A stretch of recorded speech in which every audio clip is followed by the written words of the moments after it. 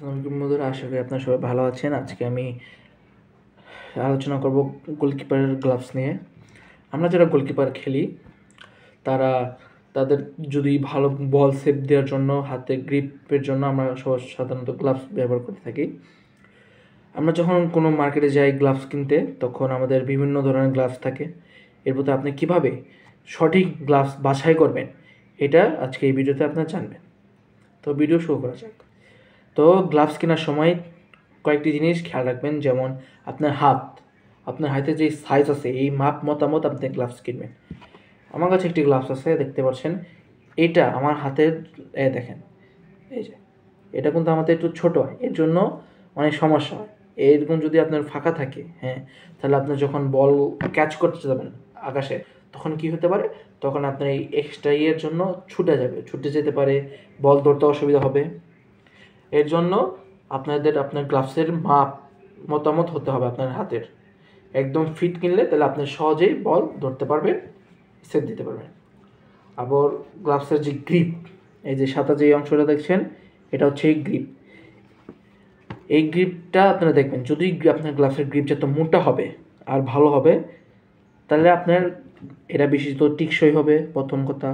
দ্বিতীয়তে, এটাতে আপনাদের বল সেভ দিতে অনেক সাহায্য করবে। অনেকে যারা আছে যাদের এই কম দামে যারা নেন, তাদের ভিতরে দেখতে পাচ্ছেন গ্রিপ বলে একদম সমান হয়ে থাকে।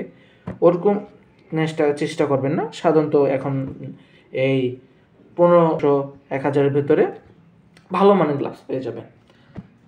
তাই আপনারা সবসময় গ্রিপ দেখে রাখবেন। আর ফেব্রিক আপনি দেখবেন সবসময়, সেলাই চেক করবেন, ভিতরে যে সেলাই দেওয়া আছে এটা কি কেমন সেলাই। যদি সেলাই যদি একটু নর্মাল হয় বা ইয়ে থাকে, তাহলে এটা ছিঁড়ে যাওয়ার চান্স আছে, এখান থেকে ছিঁড়ে যাওয়ার চান্স আছে। আর সবসময় দেখবেন আপনার জন্য সেফটির জন্য কী আছে নাকি না। গ্লাভস সাধারণত 2 রকম আছে। একটা আছে সাপোজ ধর এটাতে উপরে দেখতে পাচ্ছেন কোনো গ্রিপ নেই, এই প্রোটেকশনের জন্য কিছু নেই এরকম। সাধারণত এটিতে আপনি সাধারণত হাত ভালো করে মুভ করতে পারবেন। আরেকটা আছে যেটা গ্লাভসের এখান থেকে এক ধরনের কার্ডবোর্ডের মতো দেওয়া থাকে। আমি এটার ছবি আপনি দেখতেই পাচ্ছেন ছবিতে। এরকম থাকতে পারে, আপনার যেটা ইচ্ছা সেটা নিতে পারেন। আরেকটি বিষয় আছে, যখন আপনারা ম্যাচ খেলবেন, বিশেষ করে যদি ডেলি ম্যাচ খেলেন, সপ্তাহে একবার হলেও পরিষ্কার করে নেবেন। পরিষ্কার না করলে কী হবে, আপনাদের এই যে গ্রিপ আছে এটাতে ময়লা জমলে হাতের বল গ্রিপ করতে সমস্যা হতে পারে।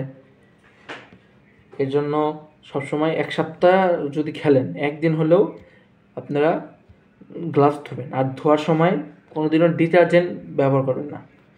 ডিটারজেন্ট ব্যবহার করলে কি হয়, আপনাদের এই গ্লাভসের যেই গ্রিপ আছে এর গ্রিপগুলো নষ্ট হয়ে যেতে পারে। সাধারণত আপনি যে হেয়ার কন্ডিশনার ইউজ করেন বা সাবান ইউজ করতে পারেন, এটির ভেতরে এটি ইউজ করলে কী হয়, এটি ইউজ করলে আপনাদের গ্রিপের যে ময়লাগুলো আছে এটি সরে যাবে ভালো করে, এবং কোনো ক্ষতি হবে না। আর গ্লাভস পরিষ্কার করার সময় যখন পরিষ্কার করবেন, তখন এরকমভাবে মুছড়ামুছড়ি করবেন না, কারণ মুছড়ামুছড়ি করলে অনেক আপনার এইখান থেকে এই ফেব্রিকটা ছিঁড়ে যাওয়ার সম্ভাবনা বেশি আছে। তাই আপনারা এরকম মুছড়ামুছড়ি করবেন না, হালকাভাবে খালি চাপ দিয়ে পানি বের করতে পারেন। আর যখন ধোয়া শেষ হবে, তখন আপনারা সরাসরি রোদে শুকিয়ে দেন। আমরা অনেকে কী করি, রোদের বেলা সরাসরি শুকিয়ে দিই। এতে কী হয়, আমার যে গ্লাভসের যে গ্রিপ আছে এটি নষ্ট হয়ে যেতে পারে, এটি শুকিয়ে যেতে পারে। যখন ভিজা থাকে তখন রোদে বললে শুকিয়ে যেতে পারে, এতে আপনার গ্রিপ নষ্ট হয়ে যাবে, এতে আপনি আবার নতুন করে একটা গ্লাভস কিনতে হবে। তাই সবসময় কী করবেন, আপনার রুমের ভিতরে রেখে দেবেন, রুমের ভিতরে কোনো একটা হ্যাঙ্গিংয়ে। এতে কী হবে, এতে আপনার রুম টেম্পারেচারের সাথে আপনার গ্লাভসটি অটোমেটিক শুকিয়ে যাবে।